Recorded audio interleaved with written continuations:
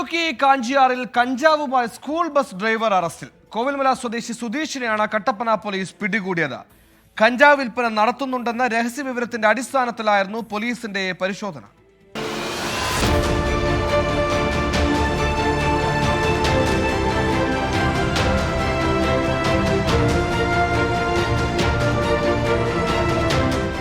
ഇടുക്കി SP-യുടെ കീഴിലുള്ള anti narcotic special action ഫോഴ്സിന്റെ പരിശോധനയിലാണ് സുധീഷ് കഞ്ചാവുമായി അറസ്റ്റിലായത്.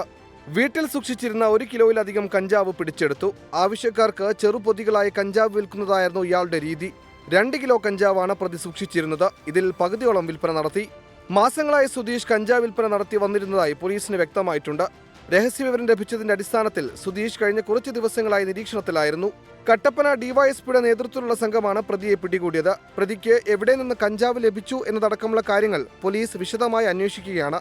സ്വകാര്യ സ്കൂളിലെ ബസ് ഡ്രൈവറായ പ്രതിക്കെതിരെ സ്കൂളും നടപടിയെടുക്കും. അറസ്റ്റ് ചെയ്ത സുധീഷിനെ കോടതിയിൽ ഹാജരാക്കി.